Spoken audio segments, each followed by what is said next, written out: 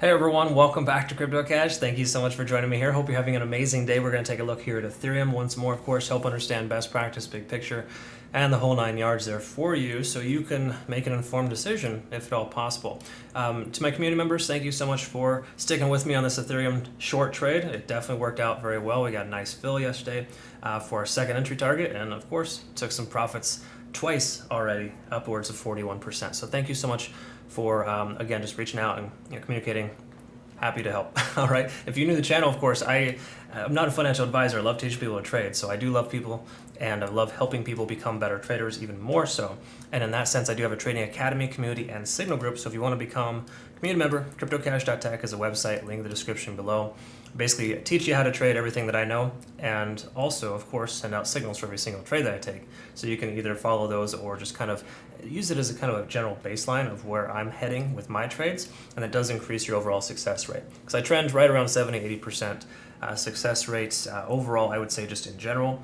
Depending on the bullish or bearish market, it does average out a little higher in the bullish market, but again, for the bearish, it's really mostly important to identify when to get in and when to get out, and more importantly, how to structure your trades effectively. Because honestly, if you don't have any trailing stop losses or stop losses, multiple profit targets, you're doing it wrong. And in a lot of cases, you need trading bots to do that. And we use Cornix. It's a very, very good program.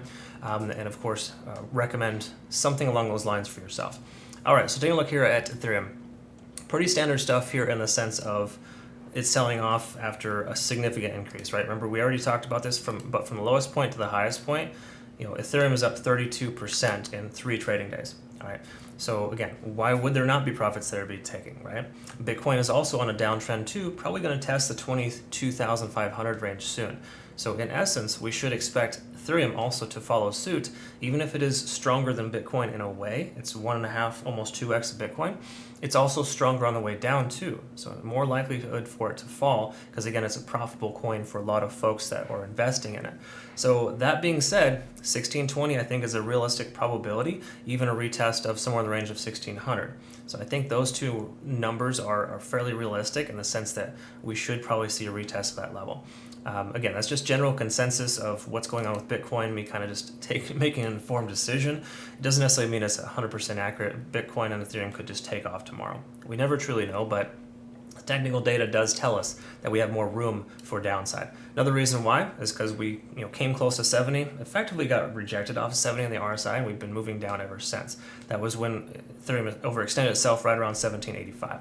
So in that sense here, we can see the price action doing quite well, all in all right at about 62, but generally speaking, we're looking at a somewhat of a, there's more room for downside than there is upside, if that makes sense, okay?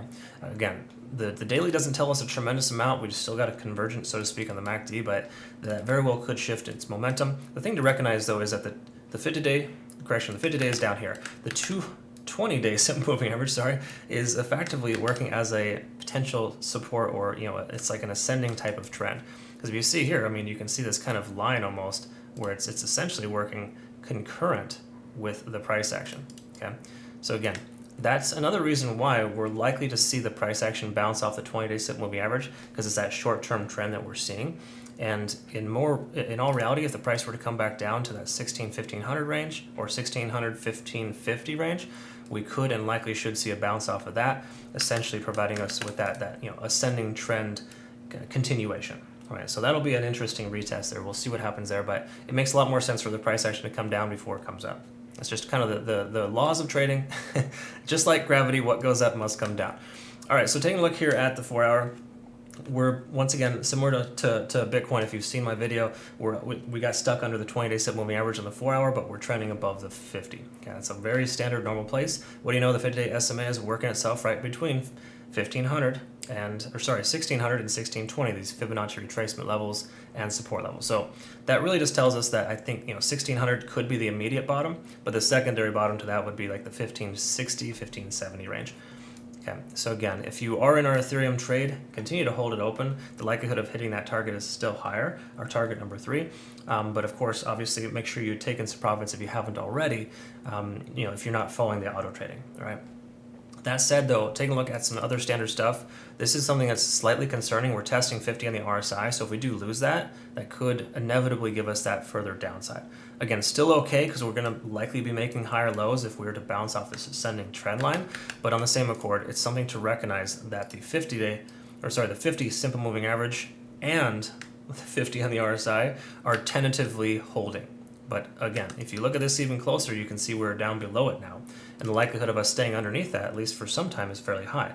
We see the last time the RSI was under 50, it stayed under there for 2 whole days. Okay, and that was this time frame right here. Not saying we're going to see that significant of a drop, but again, Bitcoin could drop its bottom here soon as well, and that would continue that lower. So generally speaking, the 4 hours telling us a little bit more that we are seeing more bearish signs than bullish signs. All right.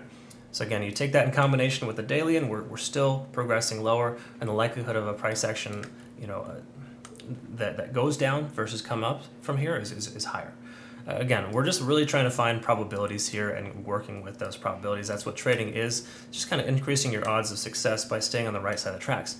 Speaking of tracks, this is a very definitive line here. When I covered this yesterday, we were right here retesting the Ichimoku cloud, and I mentioned that if you do not break above the cloud, do not consider taking an entry. In other words, we do not take a long position just because the price action broke above the cloud. You wait for confirmation.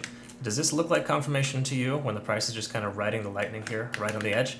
No, that's not confirmation. That is effectively telling us that we're not there yet. Okay, so again, just say hypothetically you take a long position here, you probably would have got wrecked, and that's the main reason why I try to kind of reiterate the fact that if you're going to use the cloud as a kind of a barometer of when to take entry, make sure it's above the cloud for X amount of hours. Usually 3 or 4 hours, I would say, is the bare minimum. Because if you look back here, it broke above, 1, 2, 3, 4 hours later, it was back within the cloud. Therefore telling us not a good sign to take a long position. All right, so in turn, we took a short position, and we got filled right up here at about 1750, and then we wrote it all the way down for, again, 41% profit for a 10x leverage short. That said, though, I had confidence in the sense of keeping that position open based on us losing that confirmation on the cloud. In other words, we didn't get confirmation, and the price stayed below. Lagging Spanish free and clear on price action, conversion lines below the baseline. We have all green lights here to leave your short position open. All right. Not necessarily saying you should take a short position, but on the same accord, it's fairly realistic that the price action should come down from here. So if you do end up taking a position, make sure you have some tight profit targets. I would say your first target should be like 1640 if you're getting in at 1660. And your second target should be somewhere in the range of 1630, just above that key level Fibonacci at 1620. Right, again, different schools of thought, but for me, I'm more of a conservative trader, and I do like to take profit when I still can. I hate leaving money on the table. So again, multiple profit targets is the best way to survive any market, more specifically bearish markets. Other than that, I think if we look at TD sequential, we're not going to get too much information here. A lot of resets around 3s and 4s and 5s. We even hit a 6 here recently, but yeah, generally speaking, I think we're definitely looking at further continuation of the downside. So, big picture here, Ethereum's still in good shape, right? We're not going to lose all of this progress, but I think that we are going to retest this little level here, this area, this range around 1600, and then possibly bounce off of that to continue the ascending trend that we're seeing right now. So that would be awesome if we saw that. For right now, I would say if you have a short position open, keep it open. If you're considering a short, make sure you just have tight profit targets and some kind of trailing stop loss at the very least, something along those lines. All right, so I hope that helped you and provided benefit to you, of course. That's the whole point and purpose. Thank you so much for joining me here. If you want to become a better trader, again, CryptoCache.tag is a site. Link in the description below. Thank you to all of my current community members, of course, for just making my life an awesome place. I greatly appreciate you, and it's nice to be able to kind of interact and just have that kind of camaraderie that we have together as a team, because it's really nice to be able to be part of a community in good and bad times all the same, right? We lose together, we win together, essentially. Granted, we have a lot more wins than losses, but generally speaking, it's still helpful to have that kind of dynamic. So thank you again so much for that. I hope you all have a great rest of your day. We'll see you in the next one. Take care.